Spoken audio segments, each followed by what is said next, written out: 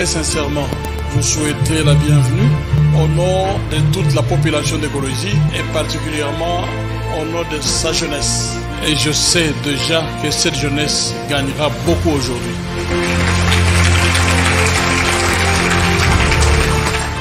En RDC, les jeunes n'ont pas fait les mêmes études, n'ont pas la même culture, ont des diverses opinions, mais partagent une seule envie: devenir acteurs du progrès de ce pays, bénis des dieux et de leurs propres projets. C'est pour cela que nous profitons de cette opportunité pour vous présenter les motivations profondes de cette série de conférences en faveur de la jeunesse congolaise, sous le thème le leadership et la bonne gouvernance. Excellence, Monsieur le Premier ministre, j'ai été ministre de l'Intérieur dans votre gouvernement. Je connais votre sens de ponctualité. Je voudrais dire à la jeunesse que le Premier ministre Matata arrivait au bureau toujours à 5 heures du matin. Les étudiants de l'ISP regardaient sur leur montre. Daniel est venu à la maison et me dit: est-ce que vous êtes sûr qu'il va au bureau pour travailler? Parce qu'à 5 heures du matin, vous dormez encore. Il parle avec qui? C'est quel document qu'il a? Et il a en plus une cravate rouge.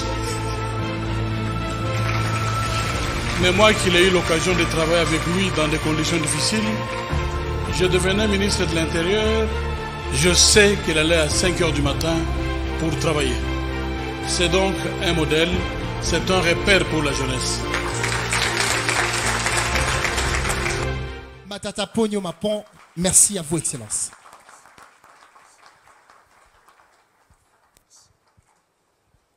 Excellence, Monsieur le gouverneur de la province des Lualaba, Mesdames et Messieurs les ministres, membres du gouvernement provincial, distingués invités à vos titres et qualités respectifs au niveau des organes provinciaux, tant politiques que de la sécurité, Monsieur le Président de la dynamique Umoja et de tous les membres qui l'accompagnent, chers camarades étudiants, chers jeunes, bonjour. C'est pour moi un grand plaisir d'être parmi vous et je remercie le gouverneur, un collègue du gouvernement que j'aime appeler souvent le ministre Mouyej, même s'il est gouverneur aujourd'hui. Je remercie de m'avoir conféré à cette séance académique. Il y a eu un décalage d'une semaine, mais j'ai dit que j'étais retenu à Conakry, mais que je viendrai absolument répondre à cette invitation. Car la jeunesse, c'est le fer de lance du progrès d'un pays. Mais cette jeunesse, pour qu'elle soit effectivement une jeunesse dynamique, productive, capable d'assurer le développement, ça doit être une jeunesse formée, une jeunesse capable avec le germe de leadership et le germe de gouvernance. Pourquoi, depuis que j'ai quitté la primature, je fais le pèlerinage sur le leadership et sur la gouvernance? Tout simplement, ensemble avec le ministre ici, il vous a donné quelques épisodes. Nous avons réalisé entre 2012 et 2016 les meilleures performances économiques et sociales que la RDC n'ait jamais réalisé depuis 1960. À telle enseigne que le PNUD s'est exclamé de dire, depuis que le PNUD existe, plus de 50 ans, aucun pays n'a fait un saut qualitatif dans les indicateurs du développement humain. La RDC a fait un saut de 11 points et le représentant du PNUD en RDC, qui était un Malien, s'était étonné et avait la fierté de dire: la RDC est en train de se réveiller. Le leadership et la bonne gouvernance que nous avons appliqués ensemble dans cette équipe dont le ministre Mouyej était membre constituent les éléments clés du progrès de l'humanité. L'humanité progresse à cause du leadership. Le progrès se réalise à travers le leadership. Le leadership est à la base de la création des richesses. Le leadership est à la base de tous les changements possibles qui peuvent se réaliser dans le monde. Et ça, je pense qu'il faut que la jeunesse de là-bas, embarquée dans un système du progrès, le sache. Toute personne qui naît leader. À la naissance, vous êtes né leader. Mais, il existe mais, tout le monde n'est pas leader. C'est-à-dire, quand vous naissez leader, mais quand vous grandissez, vous perdez les attributs de leadership. Que faut-il faire? Voilà la raison d'être, notamment de cette conférence, pour que vous puissiez réveiller ce potentiel qui dort en vous, ou que vous étouffez personnellement, en disant oui, je suis né d'une famille pauvre, ce sont les oncles, ce sont les ancêtres. Non. Le leadership, c'est vous-même qui décidez d'être leader ou pas. Et ceci est très important, qu'on puisse sacrifier quelques parties de son temps pour partager avec la jeunesse, parce qu'on veut le progrès sur les contenus de leadership. Comment peut-on définir le leadership? Le leadership, en quelques mots, scientifiquement, je fais beaucoup de recherches là-dessus, il n'y a pas une définition qui est universellement acceptée, mais on peut donner une définition. La capacité d'un homme, d'une femme, d'un groupe d'hommes, d'influencer la majorité, d'avoir une vision, un rêve, de partager avec eux cette vision à vue d'atteindre des objectifs communs. Et donc, le leadership, c'est nécessairement l'influence qu'on exerce sur un groupe de gens, sur une majorité, sur une population. Mais cette influence, il faut faire la différence. C'est une influence qui est fondée sur la conviction de ceux qui sont appelés à vous suivre. Il faut faire la différence entre l'influence et la manipulation. Certaines personnes manipulent les autres et les autres les suivent. Mais il n'y a pas d'influence. Il faut que les gens qui vous suivent soient convaincus, la conviction. Et pour y arriver, il faut que vous puissiez les inspirer, l'inspiration. Le leadership inspire. Les leaders inspirent les autres. Le leader convainc les autres. Et voilà pourquoi les gens le suivent. Ils sont influencés. Et c'est ça la magie du leadership. Parce que le leadership survit au leader. Le leader peut mourir, mais son esprit reste. Regardez Martin Luther King, quand est-ce qu'il est décédé? Il reste toujours vivant. Regardez Mandela, Madiba, il est mort, mais il est toujours là. Regardez Lumumba, il est mort, mais il est toujours là. L'influence, la conviction, l'inspiration. Et ça, c'est très important, mes chers amis, vous qui êtes jeunes, pour que vous puissiez faire la différence entre le leadership et le management. Il y a souvent une confusion. Est-ce qu'un manager est-il un leader? Non. Un leader peut être manager. Un manager peut devenir leader. Mais il y a une frontière étanche. Le leader, il a une vision. Le manager, il a des objectifs. Mais les objectifs viennent de la vision. Ceci est très important que vous le sachiez. Voulez-vous être manager? Et si vous l'êtes, ne vous réclamez pas d'être leader. Le leader, il aime le changement. Il provoque les changements. Le ministre l'a dit. La ville de Colosie change. Elle bouge. Mais c'est le résultat d'un leadership. Mais les managers, lui, ils gèrent les acquis. Comment gérer les acquis qui proviennent du changement? Les managers, ils gèrent les risques, tandis que les leaders, ils créent et ils bravent les risques. Nous sommes partis avec le ministre, il a dit ici, au front. Quand il fallait aller vivre de nos propres yeux la frontière entre la RDC et les autres partis, où se trouvaient effectivement les militaires qui combattaient. Et les balles étaient en train de crépiter, et on était des ministres, et on était des premiers ministres. Mais comment réconforter les militaires? Il faut prendre les risques. On pouvait tirer sur nous, d'autant plus que ceux qui avaient les armes, ils étaient dans la montagne, et nous on était en bas, et ils nous voyaient. Le leader, il prend les risques. Le leader conseille. Le leader imagine. Le manager met en application les conseils. Voilà pourquoi le leader, il a des fans, les followers, des gens qui le suivent. Mais le manager, il a des employés. Il doit gérer. Donc c'est très différent. Et vous, la jeunesse, si vous voulez faire changer votre vie, si vous voulez changer votre famille, vous voulez changer votre pays, votre province, ne soyez pas manager, soyez leader, parce qu'en étant leader, vous serez aussi manager.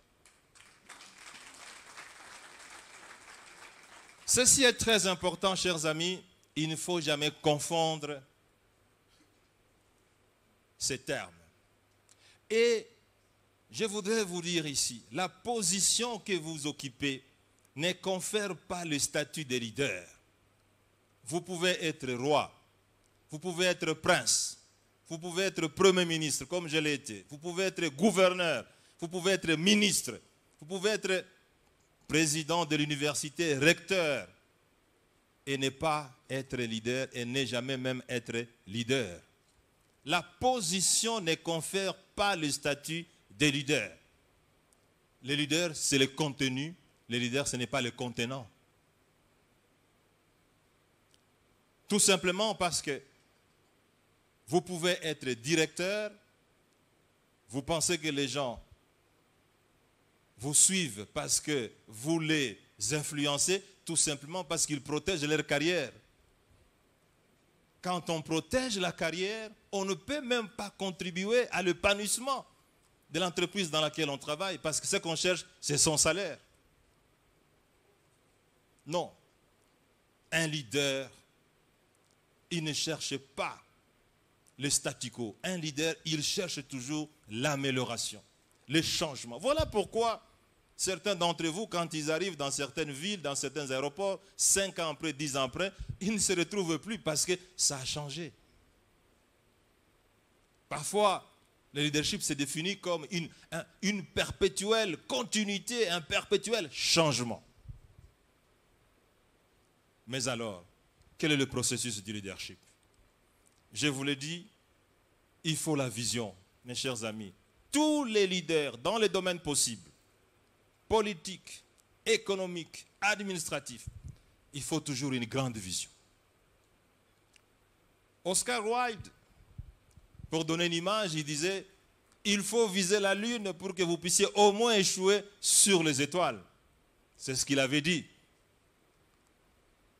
Quand vous voyez la grandeur de la lune et de l'étoile. Mais ce dont je peux vous dire, c'est que les étoiles sont très éloignées par rapport à la lune. L'étoile la plus proche, c'est à 42 000 milliards de kilomètres par rapport à la Terre. La lune, c'est à 384 400 kilomètres. Donc, moi, je vous dirais, par rapport à Oscar Wilde, chers amis, leaders, potentiels, jeunes, visez la plus proche étoile de nous et vous allez atterrir à la lune. Mais quand vous aurez été à la lune, sachez que vous aurez déjà réalisé votre rêve et vous aurez été déclaré leader.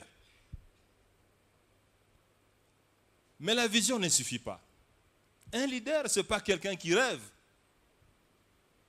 Seulement, il rêve, mais il passe à l'étape suivante. La définition des objectifs. Vous rêvez de devenir grand professeur, ou vous voulez revenir comme le recteur de l'université. Mais ça, c'est l'objectif global, c'est l'objectif final. il faut, le recteur, si vous lui posez la question, il vous le dira, il a eu des objectifs intermédiaires. Parce que pour devenir recteur dans une université, il faut au moins avoir terminé l'école primaire, c'est un objectif intermédiaire. L'école secondaire, c'est un objectif intermédiaire. L'université, objectif intermédiaire. DA, diplôme d'études approfondies, objectif intermédiaire. Et puis, il faut distinguer à chaque niveau. Si vous n'avez pas distingué, ben vous ne saurez même pas être retenu assistant. Il faut défendre la thèse. Il faut être proclamé professeur, associé. C'est un processus pour qu'un jour, on vous dise, messieurs, vous pouvez devenir recteur. On ne peut pas, de votre diplôme d'État, vous bombarder recteur de l'université de Colosie. Mais qui va vous accepter? La définition des objectifs. Parce qu'à chaque moment, vous pouvez évaluer, oui, j'ai le diplôme d'État. Oui, j'ai une licence. Oui, j'ai un DA. Oui, j'ai une thèse de doctorat. Mais il faut des objectifs aussi sectoriels. Vous voulez devenir professeur, mais dans quel domaine? Vous pouvez être fort en histoire, mais ne jamais être fort en mathématiques. Comment, tout en étant fort en histoire, vous voulez devenir professeur en mathématiques? C'est impossible. C'est pour ça que le rêve doit être vôtre. Les objectifs globaux, les objectifs intermédiaires, les objectifs sectoriels. Est-ce que cela suffit? Non. Si vous voulez atteindre ces objectifs, il faut la méthode. Voilà pourquoi, chers camarades, à l'université, quelle que soit l'option dans laquelle vous pouvez vous trouver, il y a toujours les cours de méthodes et techniques qui s'invitent à vous. La méthode. Une démarche raisonnée, réfléchie, cohérente, toutes choses restant égales par ailleurs, le même facteur vous permet d'arriver au même résultat. Donc, un leader doit être méthodique. Si vous voulez aller en France, il ne faut pas prendre un avion qui vous amène au Cape Town. La méthode vous permet d'avoir les radars qui vous guident. Et pour ça, une méthode ne suffit pas, il faut avoir les techniques. Les techniques, c'est l'ensemble de stratégies. C'est le savoir-faire. Comment mettre en œuvre la méthode? Vous devez avoir des techniques, c'est important. Et quand vous élaborez un travail scientifique, il y a toujours la méthode et les techniques. Il faut que le professeur qui vous dirige sache quelle méthode vous appliquer, quelles sont les techniques. Un leader doit aussi avoir des méthodes, doit aussi avoir des techniques. Voilà comment on devient leader, mes chers amis.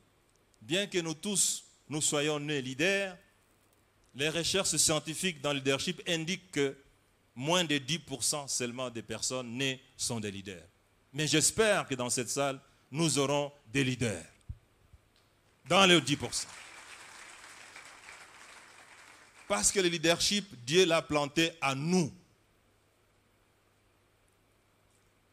Vous pouvez devenir leader si vous voulez être leader. Ceci est très important parce que l'autre facteur important d'un leader, ce sont les valeurs, mes chers amis. Les valeurs. Vous devez avoir des valeurs. Un leader, c'est quelqu'un qui travaille beaucoup. Et ça, c'est dans la Bible. Vous mangerez à la sueur de votre front.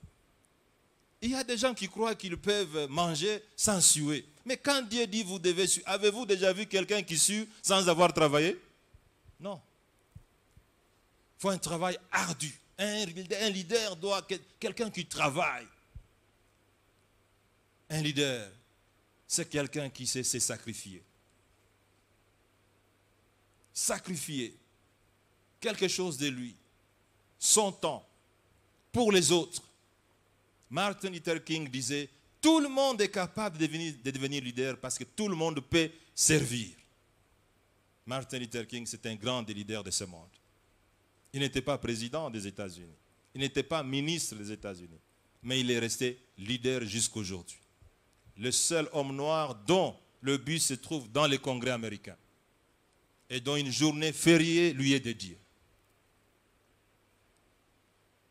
Il faut savoir prendre les risques. Un leader doit prendre les risques. Un leader doit lire en permanence. Chers amis, si vous voulez être leader, lisez. Un blanc disait, si vous voulez cacher la vérité au noir, mettez-le par écrit, publiez et personne ne vous en voudra. Quelqu'un peut passer 1 mois, 1 année, 10 ans, 20 ans en train de faire des recherches et écrire un livre. Mais vous pouvez le dévorer en 1 semaine. Imaginez-vous que les sacrifices d'une personne de plusieurs années, vous le possédez, si vous voulez, en 1 semaine, en 1 mois. Un leader, c'est quelqu'un qui lit. Un leader, c'est quelqu'un qui aime le changement. Tout ça, chers amis, ce sont des qualités d'un leader. Voilà pourquoi il y a moins de 10% de personnes qui vivent sur la terre qui sont leaders. Mais c'est ceux-là qui changent le monde. La transformation, le progrès, ce n'est pas une histoire de la masse. C'est une histoire de la minorité qu'on appelle les leaders. Un leader doit avoir des valeurs éthiques et morales. Vous savez, Jésus-Christ, tout le monde le dit, c'est l'un des leaders historiques de ce monde. L'honnêteté. Vous plantez l'honnêteté, vous récoltez la confiance. Ah oui. Les gens pensent qu'on achète la confiance, on ne l'achète pas. Mais vous plantez l'honnêteté, vous récoltez la confiance. La constance. Un leader doit être constant. Vous ne pouvez pas être rouge aujourd'hui, vert demain, orange après-demain, après vous devenez noir. Mais on ne peut pas vous faire confiance parce qu'un leader, il est programmable.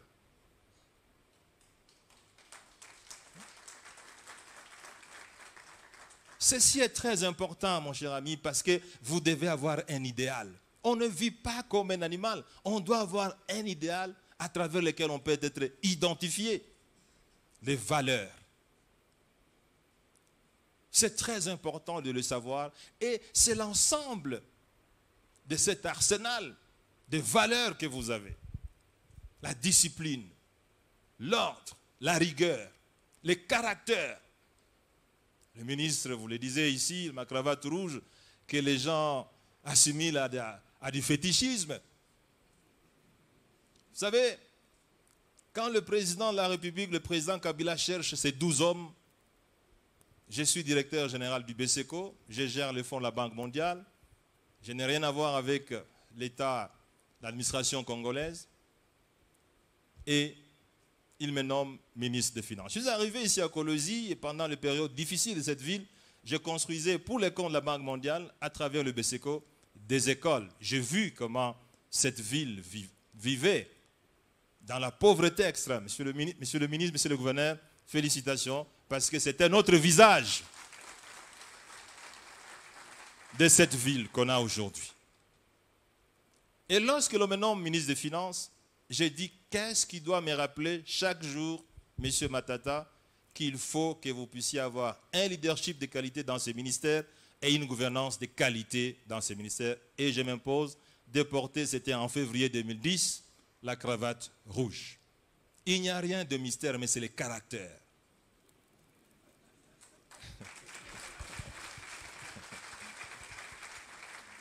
Et donc, un leader, c'est tout ça. Parce que dès que vous avez choisi le chemin de leadership, sachez qu'au même moment, vous avez dressé les gens contre vous.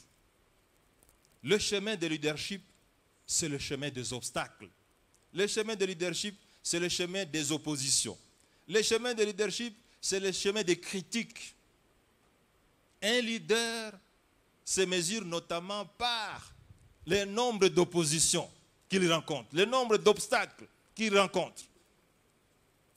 C'est pour ça que les Lumumba sont décédés. On a tué Lumumba. Ceux qui ont contribué à sa mort, pour vous dire qu'on ne tue pas l'esprit du leader.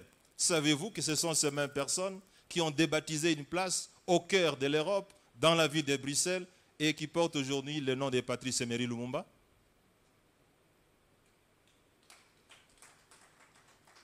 C'est ça le leadership. Donc, il faut absolument, mes chers amis, que vous puissiez le savoir. Le leadership, ce n'est pas un boulevard. Si vous voulez le boulevard, où il y a la facilité, où il y a l'aisance, où vous ne souffrez jamais, où vous ne tombez jamais, où on ne vous critique jamais, sachez que vous n'êtes pas sur le chemin du leadership. Le chemin du leadership, c'est un sentier avec d'obstacles. Vous tombez, vous vous relevez. Vous échouez, vous vous relevez et vous continuez. On fait des bruits, vous fermez les oreilles et vous continuez. Le ministre l'a dit. Les gens m'ont critiqué pour commencer le bureau à 5 heures du matin. Mais je n'ai pas changé. Parce que de 5 heures du matin à 7h30, quand tout le monde arrivait, j'avais déjà tout terminé. Et j'ai convoqué tous les ministres pour leur donner des instructions. Et ces réunions, on les tenait à 5 heures, quels que soient les lieux. À Mbujimaï, à Lubumbashi. Troïka stratégique, ça commence toujours à l'heure. Et on a produit des résultats exceptionnels. Vous savez, ces conférences que nous tenons aujourd'hui, nous les avons tenues même quand on était encore en fonction.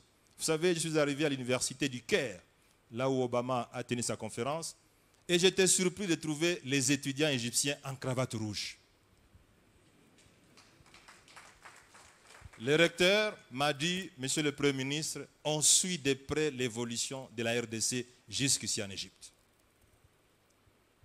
Le leadership, mes chers amis.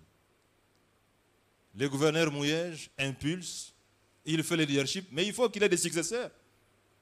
Les successeurs doivent être des leaders et non pas des managers.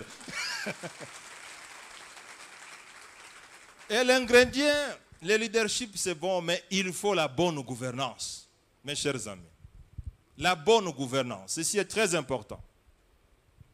La bonne gouvernance peut être politique, c'est celle qui permet l'élection des dirigeants capables de tracter la machine publique.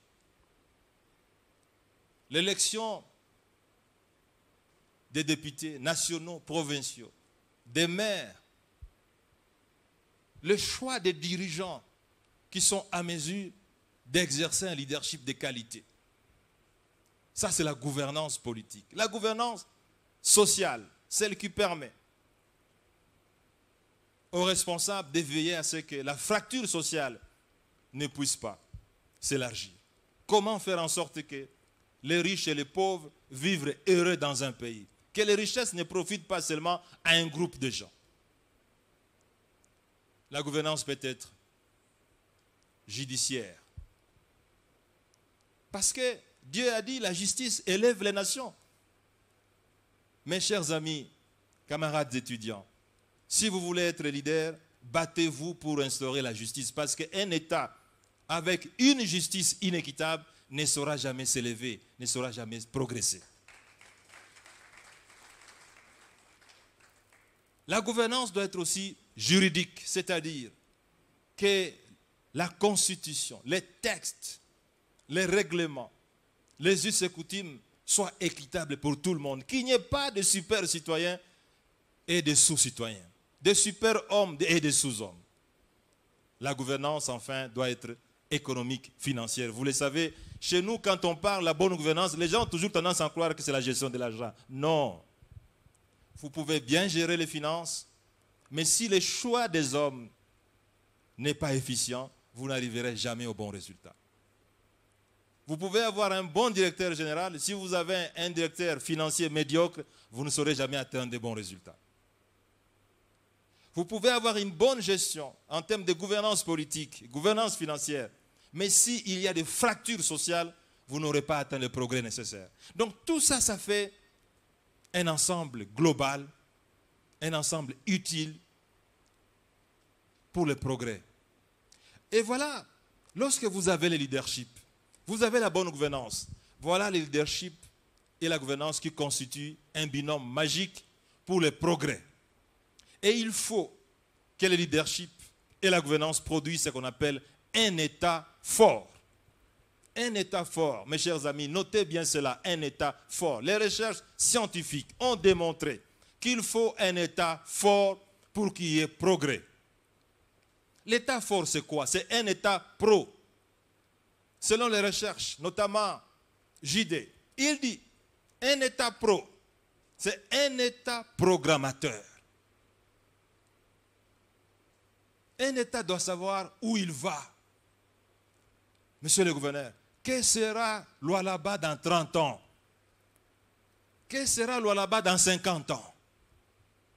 C'est ça un État programmateur. Vous-même, vous devez être programmable. Vous avez 10 ans. Vous devez savoir qui vous voulez être dans 30 ans. Vous avez 25 ans. Qui vous voulez être dans 50 ans? Il ne faut pas être quelqu'un qui se réveille le matin, chaque jour, il ne sait pas là où il doit aller. Il attend le téléphone. Ah, venez, ok, merci. Non. Un leader, il se réveille, il sait là où il doit partir. Un État pro. Un État programmateur. Un État protecteur. Vous savez, tout doit être protégé. Même si vous êtes dans un système de libre marché. Il faut absolument savoir protéger ce qui commence. Même en Grande-Bretagne, qui est le bastion de l'industrialisation, on a protégé l'industrie britannique à sa création. La Grande-Bretagne n'était pas à mesure de permettre à ce que ses meilleurs ingénieurs puissent communiquer les secrets à l'extérieur. Il faut protéger. Mais il faut que ce soit un État producteur. Mes chers amis, sachez que le leadership rime avec la production. Si vous ne produisez pas, vous ne pouvez pas être leader. Les États-Unis ne pouvaient pas diriger le monde s'il n'était pas un État qui produit le mieux en quantité et en qualité. Donc, c'est l'État fort qui produit un État pro. C'est l'État pro qui produit les États développés. Un État développé, ce n'est pas l'aboutissement d'une solution magique. Quand Dieu créa le monde, il n'a pas créé un pays développé. Dieu n'a pas créé les États-Unis. Dieu n'a pas donné aux États-Unis les engins pour devenir un État développé. Dieu n'a pas non plus donné à la RDC des engins de destruction massive pour créer la pauvreté. Non.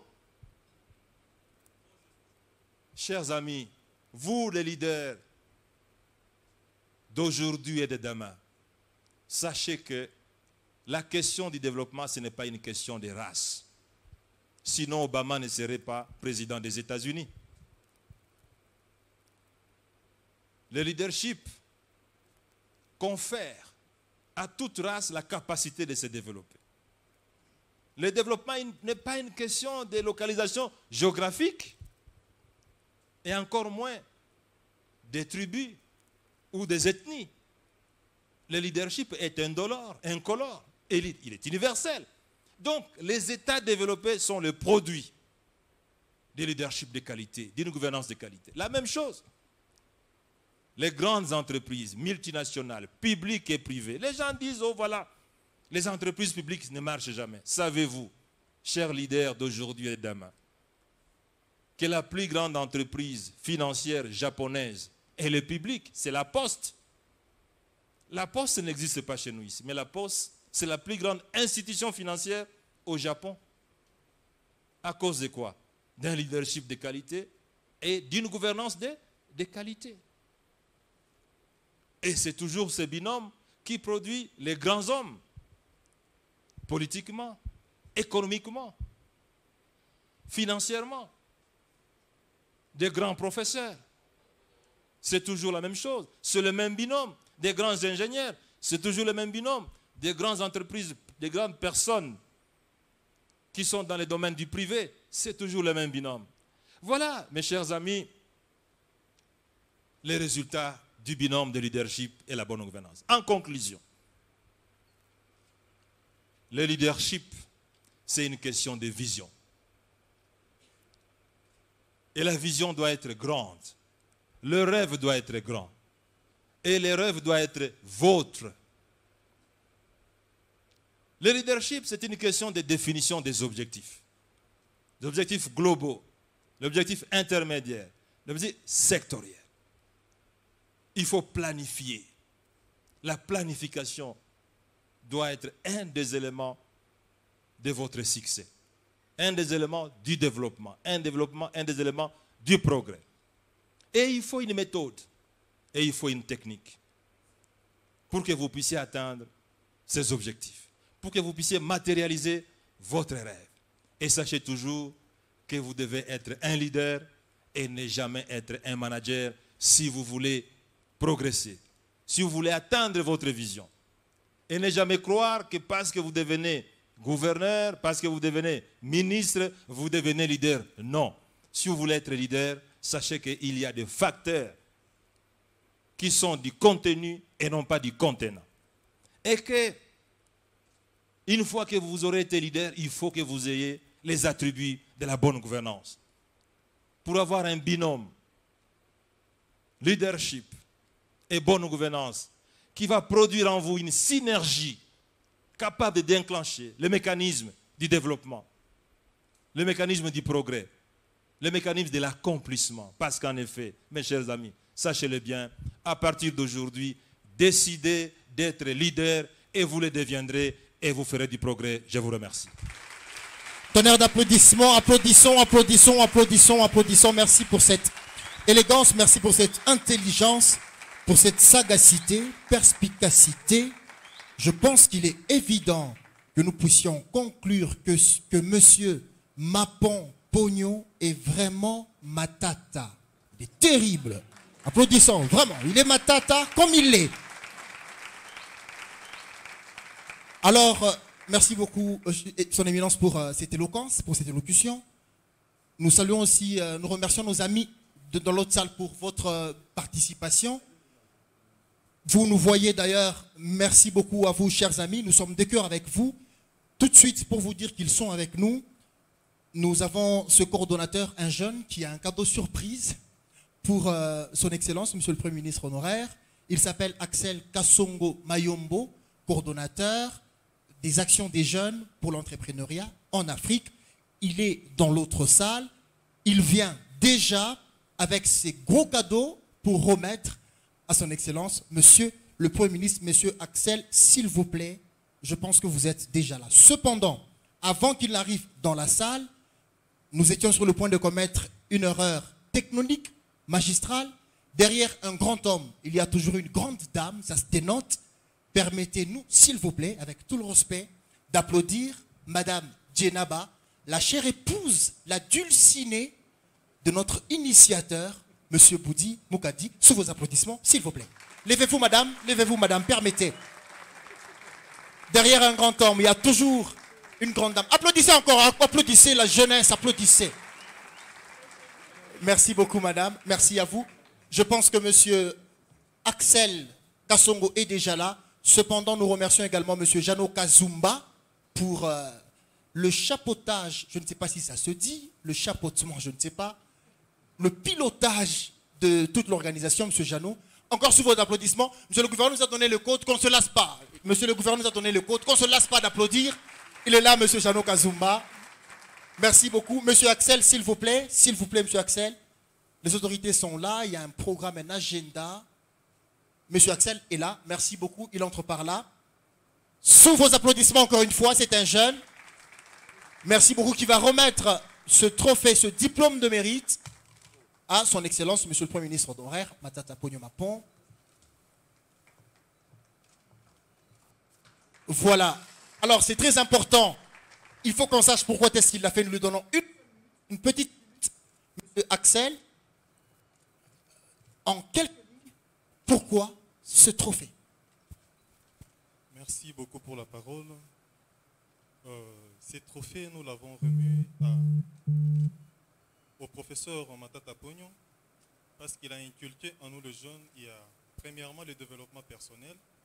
À chaque fois quand nous écoutons ces enseignements en ligne, sur Zoom, on le suit, on a l'habitude de le suivre. il ne cesse de motiver les jeunes et de leur booster. Aujourd'hui, il est dans notre ville. C'était notre signe de reconnaissance par rapport à tout ce qu'il est en train de faire pour nous. Merci. Prenez déjà, il a une cravate qui tend vers le rouge et qui n'a pas menti. Merci beaucoup, monsieur. Merci. Merci pour cela. Alors, nous allons passer. Merci, monsieur, Excellence, monsieur le Premier ministre honoraire. Nous allons passer à la première série des questions. Nous spécifions, vous vous présentez, vous posez une question précise et concise, une question apolitique. S'il vous plaît, que la question soit politique. Fixez-vous sur l'exposé. Alors, vous avez déjà manifestez-vous. Manifestez-vous. Merci beaucoup. Il y a un micro? Il y a un micro déjà? Nous donnons notre... monsieur qui est en face de moi. Ah, permettez que je fasse aussi. Alors, oui, oui. Vous vous présentez, une seule question, apolitique. Merci. Job Steve et Mono. Nous apprécions énormément. Nous saluons de son Excellence, Monsieur le Gouverneur de province, que idées, pratiquement, il est en train de présider au destin positif de la jeunesse de cette province. Nous remercions énormément l'exposé de l'estimé professeur Matata Pognon. Excellence, Monsieur le ministre honoraire, ma préoccupation la plus grande est celle-ci. Il est vrai que vous venez de rallumer une mèche d'espoir qui était en train de s'étouffer dans la jeunesse. C'est vrai que l'espoir d'un changement positif dans notre pays, qu'on le dise, qu'on le pense tout bas sans le dire, c'est presque quelque chose à laquelle la jeunesse n'y croit presque plus. Ça, c'est une réalité. Mais pareille initiative, c'est vraiment un révolte positif que vous venez d'imprimer dans notre conscience. Mais la notre question est de savoir, pareille initiative qui appelle et stimule au leadership, comment pensez-vous que cela peut être pérennisé au travers évidemment de cette expertise énorme que vous venez de faire montre devant nous, une fois que vous êtes parti? C'est ça ma grande préoccupation. Comment est-ce que ceci peut être pérennisé? Et un support aussi riche comme celui qui était en train de défiler devant nos yeux, est-ce qu'on peut y accéder? Est-ce qu'on peut être référé sur un site particulier où nous pouvons puiser et ainsi continuer notre apprentissage en tant qu'autodidacte? Merci beaucoup. Merci à vous. Alors, deuxième question, nous restons dans la rangée. À vous. S'il vous plaît, posez la question. Posez la question. Hein. Sans problème. Vous comprenez ce que je dis? Sans problème. Merci beaucoup pour la parole m'accordée. En fait, ma question est celle-ci. D'abord, je commencerai par une observation sur l'exposé. Mon nom, c'est Mafout Lingoule, bienvenue, jeune qui tend au leadership. Tout au long de l'exposé, vous n'avez cessé de nous répéter qu'un leader est celui qui a non seulement une vision, mais qui la partage pour le progrès commun. Alors, ma question est celle-ci. Comment partager sa vision aux autres aussi déjà? L'obstacle premier qu'on a est l'environnement qui ne croit pas en nous, qui ne nous accompagne pas et qui nous étouffe de foi. Merci. Merci beaucoup. On va prendre la troisième question. Il n'y a pas de femme quand même. Je viens à vous après, monsieur. Merci beaucoup pour la parole. C'est Esaïe Tchalamoukadi. J'ai juste quelques préoccupations par rapport à l'exposé du professeur Matata. Professeur, vous avez dit que chacun ou tout le monde ou chaque personne n'est leader. En grandissant, peut-être il peut se désorienter. Nous voulons juste savoir, celui-là, comment est-ce que nous pouvons lui faire revenir étant leader? Ça, c'est la première préoccupation. La deuxième, vous avez témoigné par rapport à ce que vous avez été la primature et surtout l'excellence, monsieur le gouverneur, vous a aussi, bon, je ne sais pas, peut-être il vous a loué vos réalisations. Maintenant, je voulais juste savoir, par rapport à aujourd'hui, nous savons qu'après votre passage, ou avant votre passage, et pendant votre passage, vous avez au moins géré, et surtout les fruits, et surtout nous avons au moins quelque chose que nous pouvons témoigner. Maintenant, comment est-ce que vous comptez aussi contribuer aujourd'hui, étant sénateur, pour essayer un peu d'orienter la bonne gestion en République démocratique du Congo? C'est mes petites préoccupations. Nous précisons, s'il vous plaît, il faut poser une seule question. On passe la parole à madame qui est juste là. Merci. Merci pour la parole. Moi, c'est madame Lorraine Tissol, maire de la ville en devenir.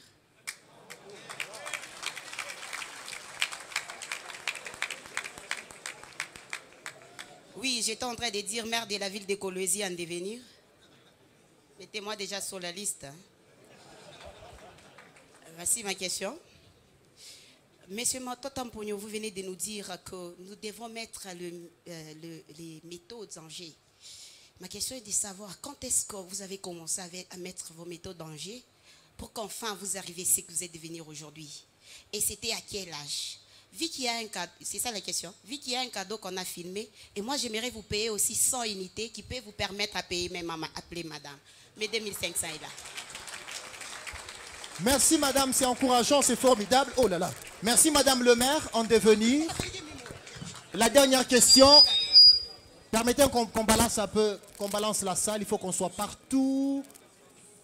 Une autre dame, souffrez. La parité exige.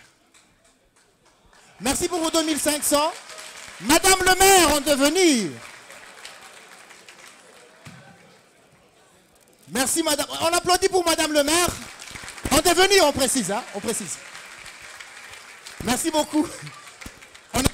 On écoute notre sœur, notre sœur pour la question. Merci. Merci pour la parole nous accordée. Moi, je réponds au nom de Justine Malilo. Je suis étudiante en droit à la faculté de Kolwezi. Lors de votre exposé, vous avez posé une question. Comment faire en sorte que les riches et les pauvres vivent heureux dans un même pays? Parce que de nos jours, nous voyons qu'il y a certaines autorités qui ne respectent pas les pauvres. Ma question est de savoir comment faire en sorte qu'ils vivent heureux. Merci. Merci beaucoup. C'est la dernière question de la première série. Nous passons la parole à son éminence pour la série de réponses. Nous précisons déjà que la deuxième série va plus s'axer sur la deuxième salle. Mais comme le Christ est né à Nazareth, on va prendre une question ici et 4 là-bas. Ça fera 6 ici et 4 là-bas. Merci, Excellence. Bien. Merci beaucoup, chers amis, pour l'ensemble des questions. Ceci prouve à suffisance que cet exposé, vous l'avez suivi avec beaucoup d'attention. Et une mèche d'espoir a été rallumée dans le cœur des jeunes des Kolwezi. Mais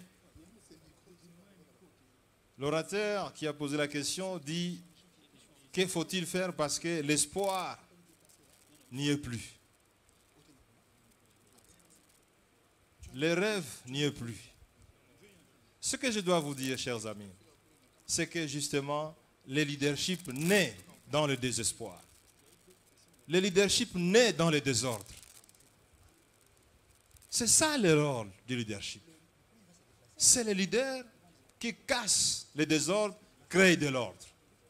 C'est le leader qui casse la mauvaise gouvernance et il crée la bonne gouvernance. C'est le leader qui crée les déficits de leadership et il crée le leadership. C'est ça qui fait qu'il y a moins de 10% de leaders. Les leaders, c'est effectivement une race exceptionnelle. Lorsque nous avons créé les performances économiques et sociales qui ont été marquées à la fois par les institutions internationales et les universités, c'est parce que nous avons voulu faire la différence. Et vous pouvez faire la différence. Vous pouvez faire de cette province. La meilleure province, non seulement de ce pays, mais de l'ensemble du continent. Tout dépend de vous. Vous pouvez faire en sorte que les matières premières qui sont produites dans cette ville ou dans cette province puissent être transformées dans cette province. C'est possible, parce que la Malaisie le fait. Quel type de cerveau les Malaisiens ont et qui sont différents des vôtres? Vous pensez que les Malaisiens ont des cerveaux exceptionnels? Non. C'est le leadership, c'est la bonne gouvernance. Il faut donc une prise de conscience, mon cher ami. Une prise de conscience.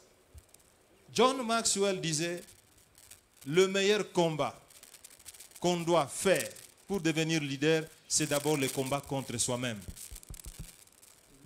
Combattez-vous contre vous-même sur base du format de leadership que nous vous avons délivré. Le support qui a défilé devant vous vous sera distribué, on va les photocopier et on vous le remettra.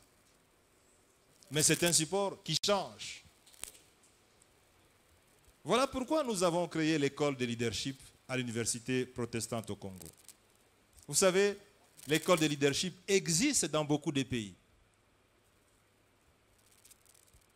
En Europe, aux États-Unis, à l'université de Harvard, il y a l'école de leadership pour former ceux qui doivent diriger le monde. Il n'y a que des leaders qui dirigent dans tous les secteurs. Ce n'est pas seulement dans les domaines politiques. J'ai vu à la télévision un jour un Français se plaignait parce que les Américains ont le leadership du domaine de l'informatique et du domaine de l'Internet. Vous êtes-vous posé une fois la question de savoir que Yahoo est d'origine américaine, YouTube est d'origine américaine, Gmail est d'origine américaine, et tout ce que vous connaissez, c'est d'origine américaine. C'est parce qu'ils ont compris que le leadership, c'est la créativité, le perpétuel changement. Donc, c'est à vous de décider. Bienvenue. Il dit la vision. Comment faut-il faire? Parce que l'environnement dans lequel on vit étouffe. Monsieur le gouverneur, cet environnement étouffe les jeunes.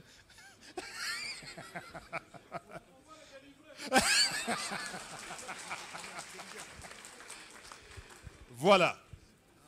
Il n'y a pas un environnement qui vous étouffe. Sinon, nous ne serons pas ici dans cette salle aujourd'hui.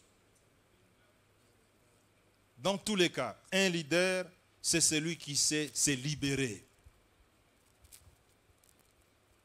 Le ministre est présent ici. Combien de fois nous avons pris des initiatives et les initiatives ont été combattues. Mais les leaders, c'est ceux qui croient. Et ils continuent. Il y a un environnement qui étouffe. Vous devez combattre cet environnement qui vous étouffe. Lorsqu'Abraham Lincoln, il est assassiné aux États-Unis, il a voulu mettre fin à l'esclavage des Noirs. Les Blancs n'ont pas accepté, mais il a signé l'acte et l'esclavage est terminé et lui, il a payé le prix, il est décédé. Il faut donc croire, et je ne pense pas qu'il y a un environnement auquel un leader ne peut pas faire face. Monsieur Moukadi, tout le monde n'est leader, mais que peut-on faire pour retourner au leadership les enfants perdus? Mais nous avons donné les caractéristiques d'un leader aujourd'hui. Si notre ami qui est perdu n'est pas leader, si vous n'êtes pas leader, mais à partir d'aujourd'hui, si vous décidez, mais vous devenez leader. Il ne faut pas attendre d'être gouverneur pour être leader, non. Le ministre Mouyej a été leader avant de devenir gouverneur. Ah oui? Vous parlez de l'environnement, mais ne pensez pas qu'on lui a tracé le boulevard pour qu'il soit nommé gouverneur. C'est un combat. Et donc, un leader doit savoir s'assumer. Si vous êtes perdu aujourd'hui avec ce que vous avez entendu, avec ce que vous avez vu, le support qui vous sera donné, décidez seul le soir avant de dormir, dire que je serai leader, je dois faire changer ma vie. Voilà. Monsieur Matata, vous avez géré et vous avez contribué au progrès de ce pays, ensemble avec l'équipe. Ce n'était pas moi seul, mais qu'est-ce que vous avez fait? Et qu'est-ce que vous comptez faire pour aider les autres? Mais si je suis devant vous aujourd'hui, c'est justement parce que mon souci, c'est de contribuer au progrès, n'est-ce pas? Vous avez suivi mes interventions au Sénat. Je fais des interventions au Sénat sur le leadership et sur la gouvernance. J'ai dit que si la RDC veut se développer, ce n'est que par le binôme leadership et gouvernance.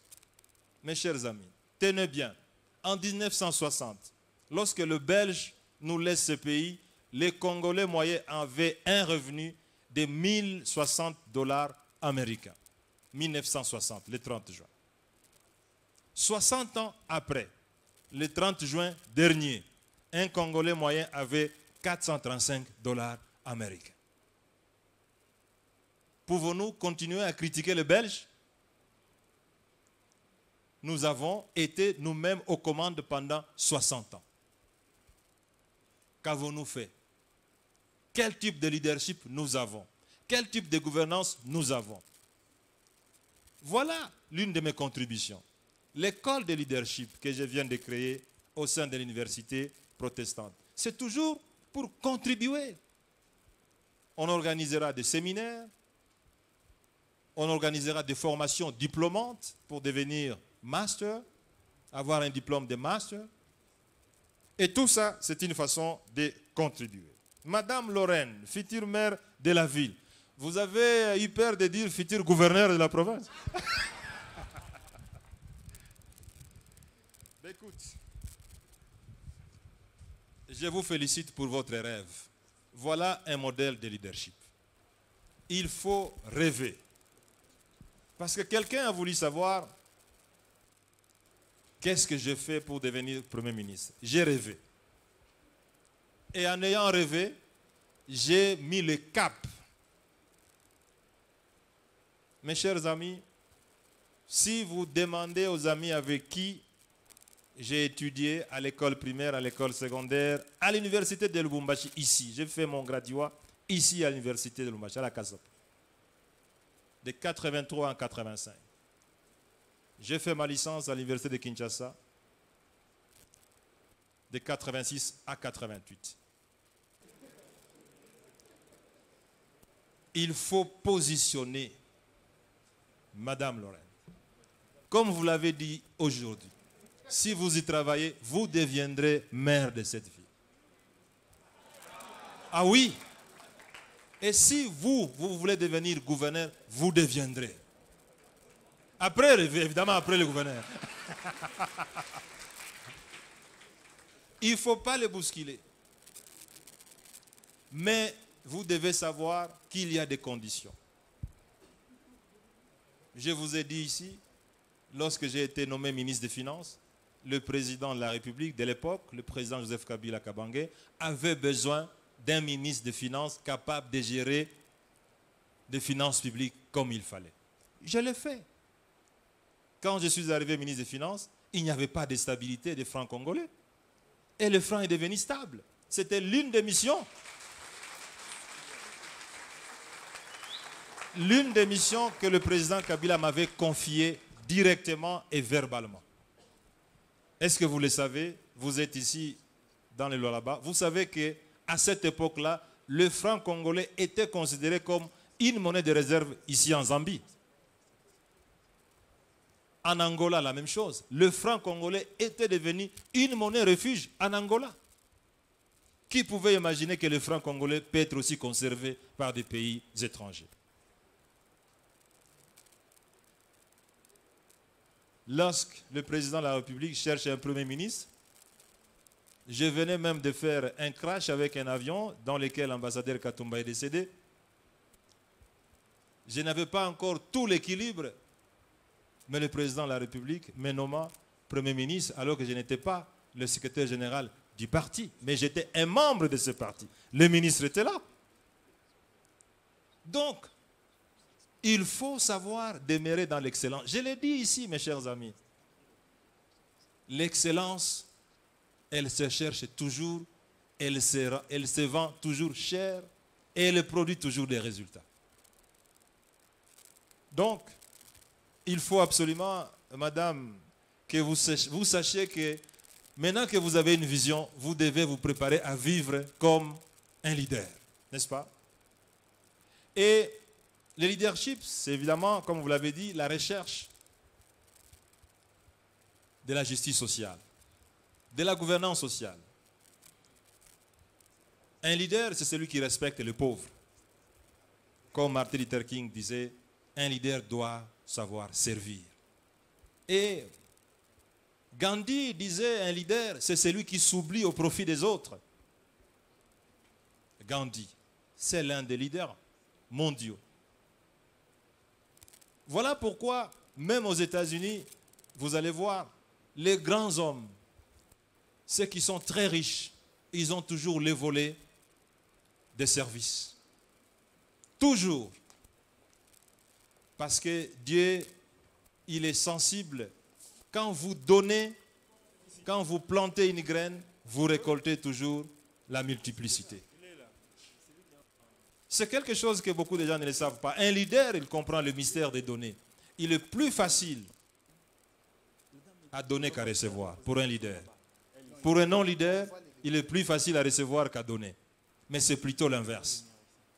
Il faut savoir donner, parce que quand vous donnez, vous plantez. Et quand on plante une graine, on ne récolte jamais une graine, on récolte la multitude. Merci. Merci beaucoup sous vos applaudissements encore une fois. Comme nous vous l'avons annoncé, une question sera posée par ici et 4 dans la deuxième salle. Alors, on a déjà la question sera posée.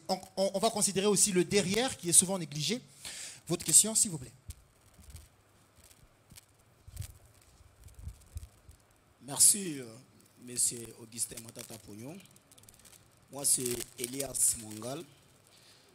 Je suis vérificateur de la Direction générale des impôts. J'ai juste une petite question qui vous concerne. Et ma question va dans les volets politiques. Quelle est l'attitude à prendre face aux critiques objectives?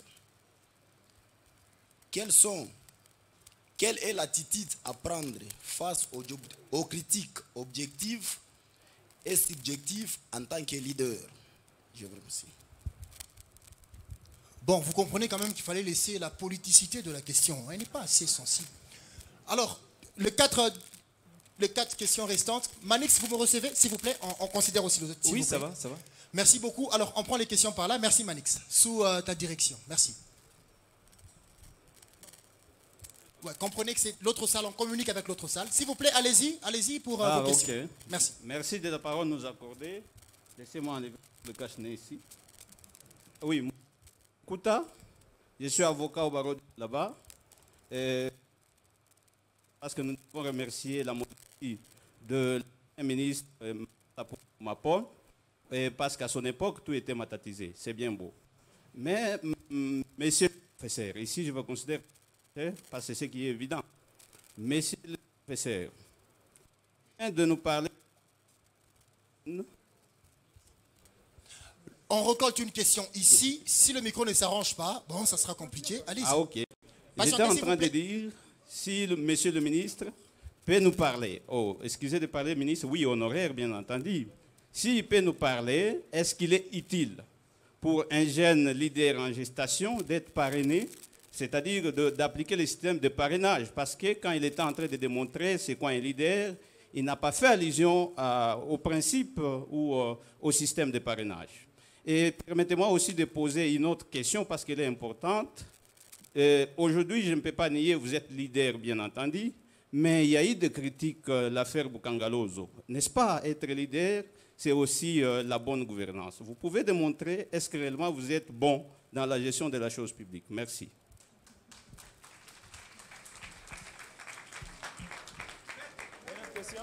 Autre question, présentez-vous, allez-y. Bonjour. Au fait, moi, j'ai posé la question en regardant M. Matata Pognon parce que je suis pour le voir. Et j'aimerais le voir en face avant de poser ma question. Merci. Dorcas Isuamo.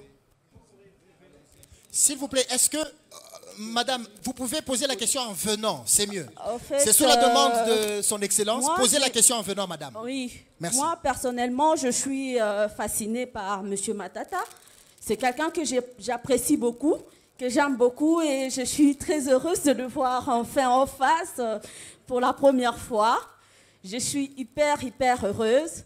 Alors moi, ma question vous concerne. Moi, c'est votre personne que je veux un peu plus connaître, un peu plus avoir des éclaircissements, quoi.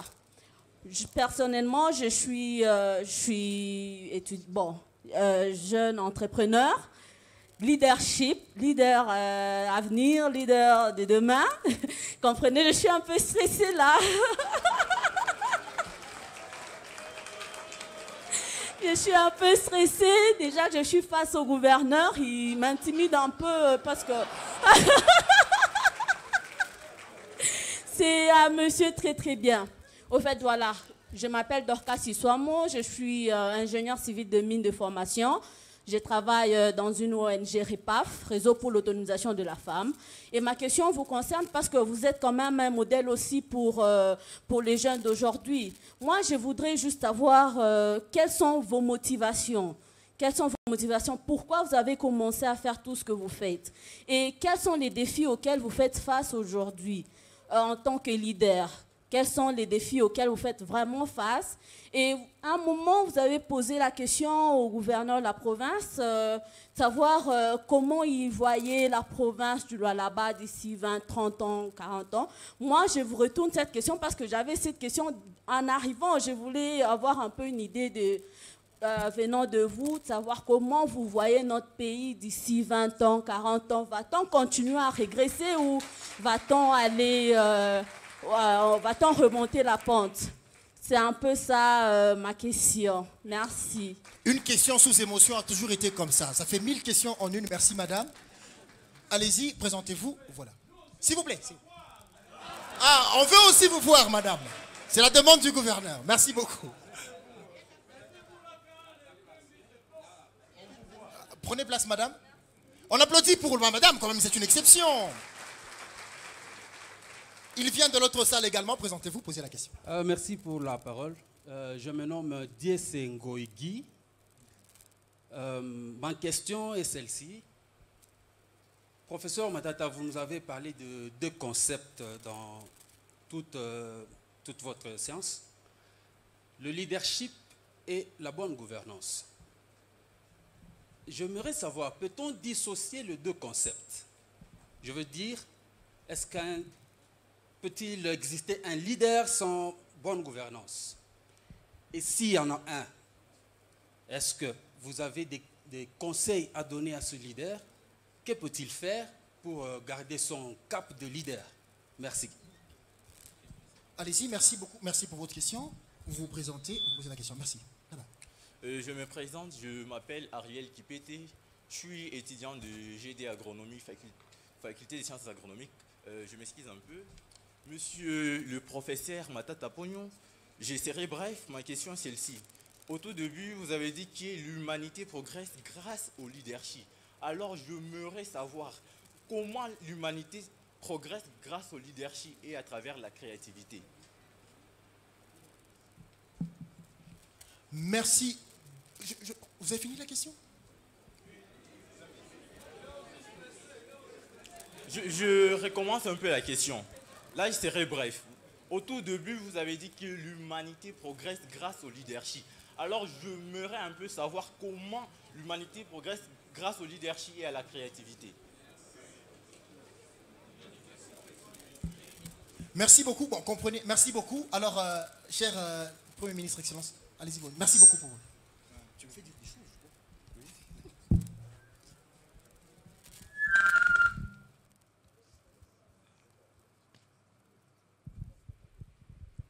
Bien, voilà. Merci beaucoup pour l'ensemble de ces questions. Elias, vérificateur à la DGI,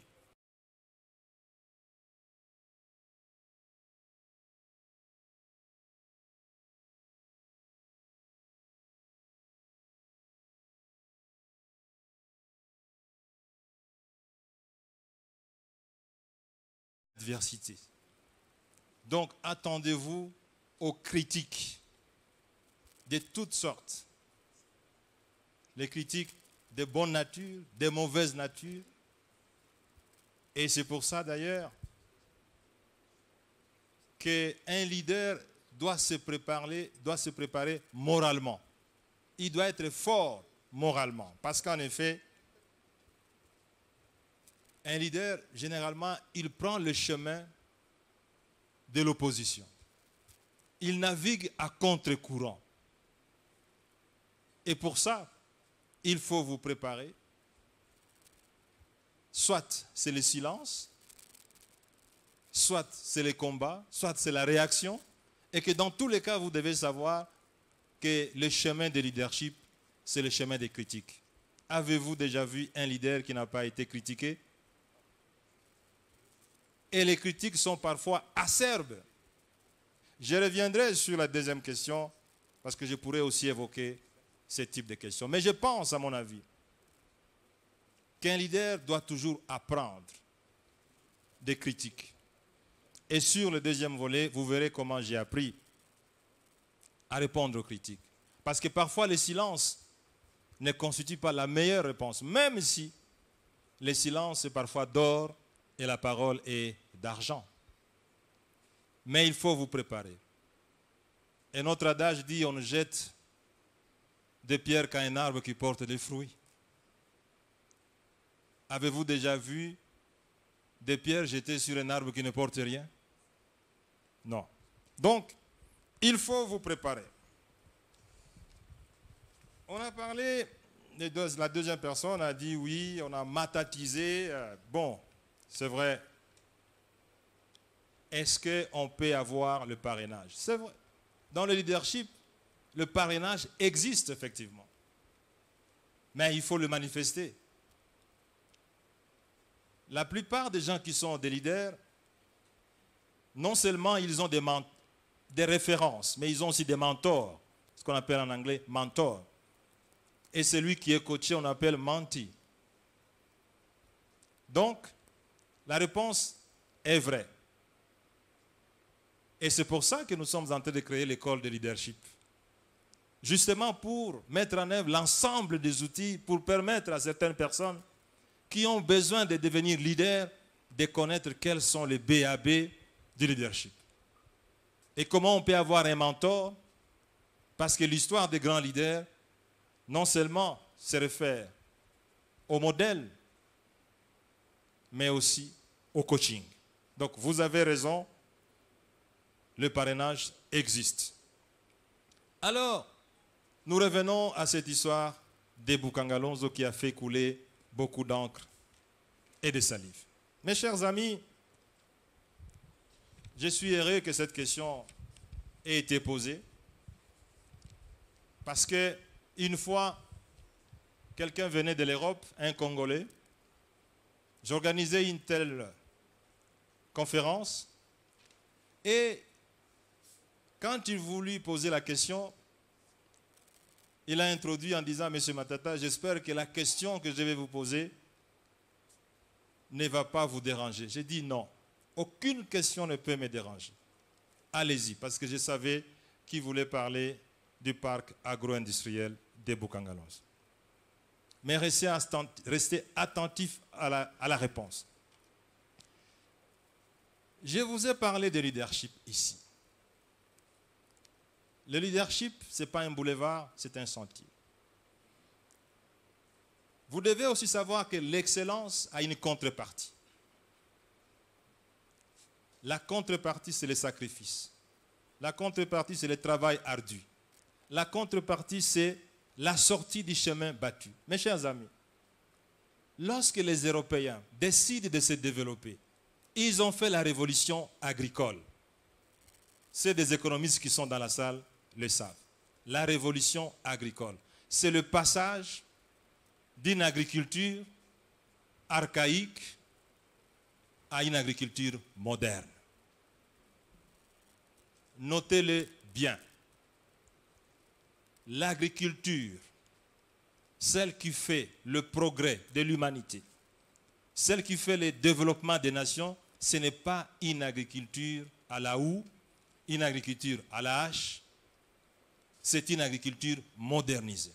Je ne sais pas si vous le savez, aujourd'hui, il y a l'agriculture qui se fait sans même la terre. J'ai vu, j'étais Premier ministre, je suis allé invité aux Pays-Bas. On m'a montré comment on cultive les tomates que nous, les Congolais, nous consommons ici. Ce sont les tomates qui sont produites dans des espaces en verre. Il n'y a pas de pluie, il n'y a pas de soleil, il n'y a pas de terre, mais les tomates sont produites et nous, nous les consommons ici. Lorsque nous avons créé le parc agro-industriel de Bukangalonzo, qui n'était que un modèle de 26 parcs qui devaient être disséminés dans l'ensemble du pays, les études de préfaisabilité ont été faites. On a recruté une institution spécialisée. Le ministre était dans l'équipe. Ça a été discuté au Conseil. La décision a été prise. Une entreprise a été recrutée, Africom, avant que tout paiement ne soit fait. L'entreprise reconnaît avoir reçu tous les paiements qui sont partis de la Banque centrale. Elle a même écrit. Le projet a fonctionné jusqu'en décembre 2016, la fin du gouvernement pour M. Matata.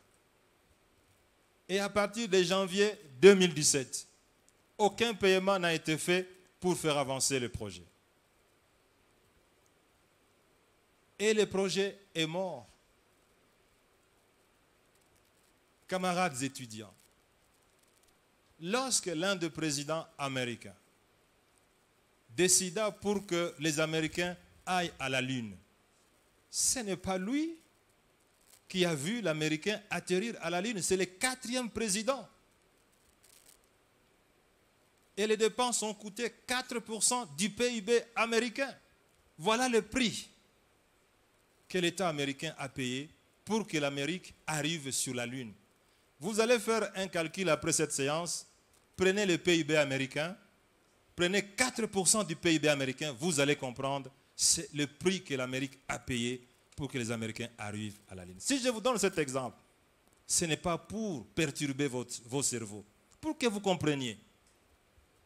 Si nous, Congolais, nous voulons que nous puissions être dans l'autosuffisance alimentaire,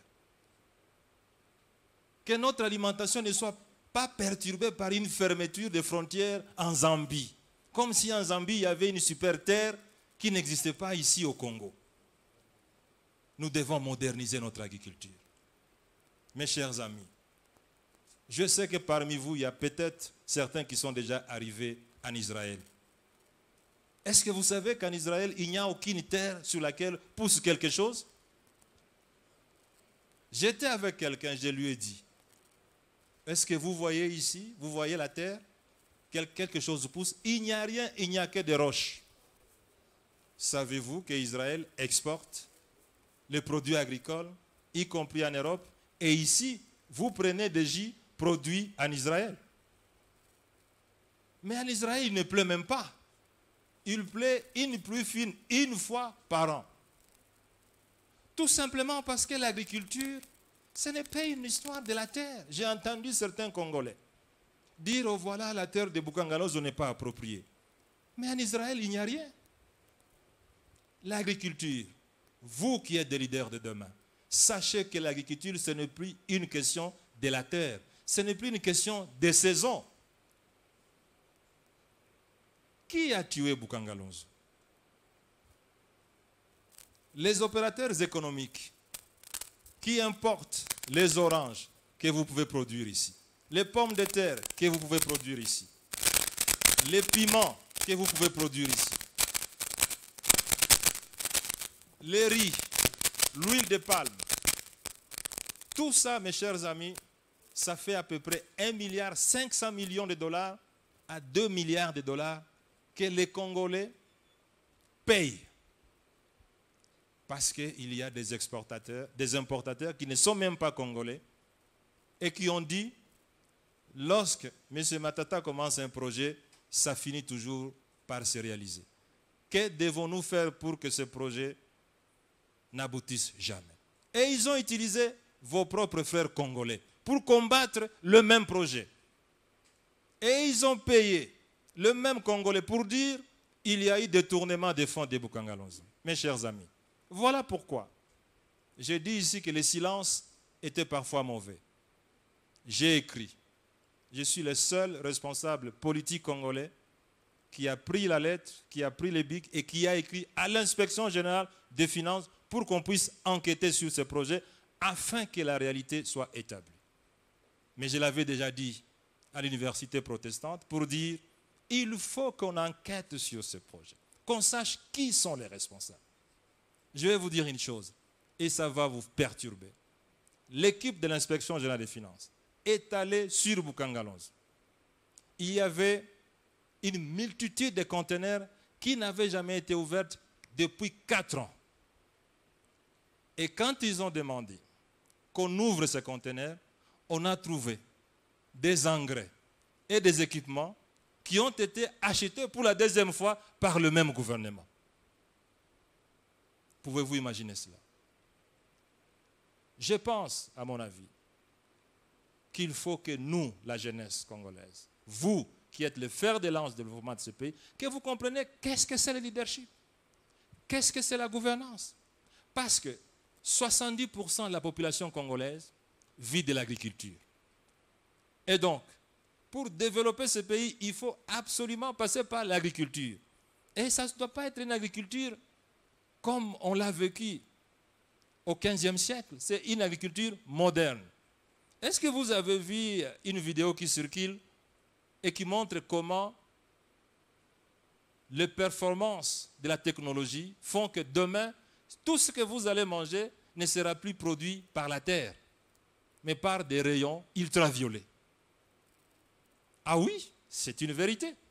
Donc, en conclusion sur ce projet, mon cher ami, vous qui avez posé la question, sachez que il n'y a aucun dollar qui a été détourné, ni par la primature, encore moins par le chef du gouvernement, et qu'à ce titre-là, il est important que la vérité soit dite, et je pense que la vérité, vous la saurez. Mais ne vous laissez pas détourner par ceux qui sont champions de la mauvaise gouvernance. Parce que, pour terminer, je vais vous rappeler ce que Machiavel avait dit.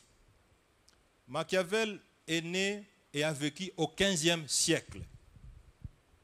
Parce que nous avons l'habitude de croire que le monde a commencé à 1880. Au XVe siècle, Machiavel dit ceci. Prenez tous les meilleurs fils là où vivent, je vais citer le nom qu'il avait utilisé, les nègres. Prenez les meilleurs d'entre eux, isolez-le. Prenez le médiocre, mettez-les aussi à côté. Donnez tous les avantages induits aux médiocres. Observez maintenant comment les médiocres vont s'acharner contre les meilleurs. C'était au XVe siècle. Je vous laisse ça pour la méditation. Dorcas. Merci Dorcas d'être fasciné. C'est le terme que vous avez utilisé. Mais vous êtes aussi parfois traumatisé par le gouverneur. J'ai posé la question s'il avait des fétiches, non? Il m'a dit qu'il n'en avait pas. Ben écoute, vous voulez savoir comment les motivations, pour vous qui êtes jeune entrepreneur, quel type de motivation on peut partager avec vous, quels sont les défis auxquels vous pouvez faire face. Ce que vous devez savoir, madame, si vous êtes entrepreneur, vous allez rencontrer les difficultés. C'est pour ça que je vous conviens à lire l'histoire de ceux qui ont réussi dans le secteur privé. Je vous donne l'exemple de jeune américain qui a créé la compagnie Uber. Est-ce que vous connaissez la compagnie Uber? C'est une compagnie qui permet à ceux qui cherchent les taxis, à partir du téléphone, d'appeler les téléphones et de voir les téléphones, disons, les taxis arriver 4 ou 5 minutes après. En fait, il y a un Américain qui, voulant rentabiliser la technologie, il a créé un logiciel qui vous permet, vous, à partir de votre téléphone, d'appeler un taxi. Et de faire en sorte que les taxis le plus proches de là où vous êtes arrivent. Alors qu'à l'époque, il fallait aller dans une station ou bien prendre son téléphone, appeler la maison mère qui peut envoyer un taxi et ça peut faire longtemps. Mais Uber, enfin, les créateurs de Uber, il a fait en sorte qu'à partir de votre téléphone, vous pouvez avoir le meilleur taxi et le plus proche. Quand il vous raconte son histoire, il a échoué plusieurs fois. Il a même été endetté à près de 30 millions de dollars. Mais il a dit, moi, je dois réussir dans ce projet. Et à la fin, il a réussi. Et aujourd'hui, c'est un milliardaire à flot. Donc, vous devez savoir, madame, que vous avez choisi le chemin difficile. C'est un chemin d'obstacles. Vous allez vous rencontrer les impôts, les taxes, les ceci, les politiciens. Tout le monde va chercher à vous barrer la route. Ce sont les challenges. Un leader, il tombe, il se relève et il prend les leçons. Il échoue, il continue et il prend les leçons de l'échec. Donc, si vous voulez partager avec nous, venez à l'école de leadership à Kinshasa. L'école de leadership. Dernière question. Sengoï. Dieu Sengoï, je pense. Peut-on dissocier leadership et la bonne gouvernance? Très, très bonne question. En effet, votre question est très pertinente parce que dans le leadership, dans la science du leadership, vous y trouvez aussi les éléments d'une gouvernance de qualité. Parce qu'en fait, en réalité, un leader, c'est un homme complet. Dans nos recherches, on se pose même la question, est-ce que quelqu'un comme Hitler était-il vraiment un leader? C'est là où vous trouvez. Certains chercheurs parlent de leadership autocratique, leadership dictatorial, leadership autoritaire, leadership transformationnel. Voilà pourquoi, pour éviter la confusion, on essaie d'ajouter au leadership la bonne gouvernance. Mais en réalité, au fond, quand on pousse la recherche à fond, un leader, c'est un leader tout court. C'est un leader tout court. C'est un homme complet, avec toutes les qualités là-dedans. Ceci est très important. Et pour terminer, l'étudiant en agronomie, l'humanité progresse grâce au leadership. En fait, cette question, il avait déjà eu la réponse. Parce que, je l'ai dit, et c'est de l'avis de tous les chercheurs, le progrès de l'humanité, c'est le leadership. Le progrès de l'humanité, c'est la créativité qui est l'une des qualités d'un bon leader. Un leader, il crée toujours. Il cherche à améliorer. Vous savez, regardez les caméras qui sont devant nous. Quand vous lisez l'histoire, vous retrouverez les caméras. Quand les caméras ont été créées, ce n'était pas des équipements aussi perfectionnés comme ce que nous avons devant nous aujourd'hui. Même les micros que nous utilisons. Encore moins les téléphones que vous avez. Aujourd'hui, dans vos téléphones, vous pouvez avoir même des livres. Dans le téléphone, vous avez des livres. Vous pouvez lire tout un ouvrage. Vous pouvez imprimer à partir de votre téléphone. C'est la créativité. John Maxwell disait, le leadership, c'est l'éternel changement, l'éternelle créativité. Donc, vous avez posé la question, l'humanité. Quand Dieu a créé le monde, il n'y avait pas de Coloésie, il n'y avait pas de loi là-bas, monsieur le gouverneur. Quand Dieu créa le monde, cette salle n'existait pas. Donc, le leadership, c'est ça qui permet de créer, d'imaginer, d'avoir une vision. Le gouverneur me disait qu'il a un projet d'avoir ce type de salle, combien? 10. C'est ça. C'est ça le leadership. Il a une vision. Et à cette vision, il met des objectifs. Et à ces objectifs, il met la méthode et les techniques. Et voilà, nous vivons les fruits du progrès de l'humanité à travers cette salle de conférence de l'Université de Kolwezi. Je vous remercie. C'était un exposé très brillant. La jeunesse du Lualaba aujourd'hui est sortie de cette salle avec beaucoup de connaissances. Nous savons bien la pertinence du professeur Matata Ponyo qui n'est pas à redire. Donc en tout cas, j'ai profité de cette occasion pour le remercier sincèrement.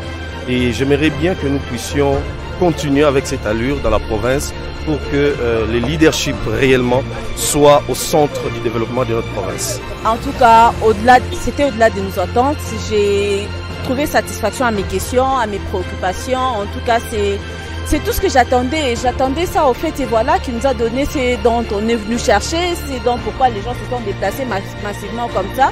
Et ça ne peut qu'apporter un plus à la jeunesse. Je suis très contente et très satisfaite.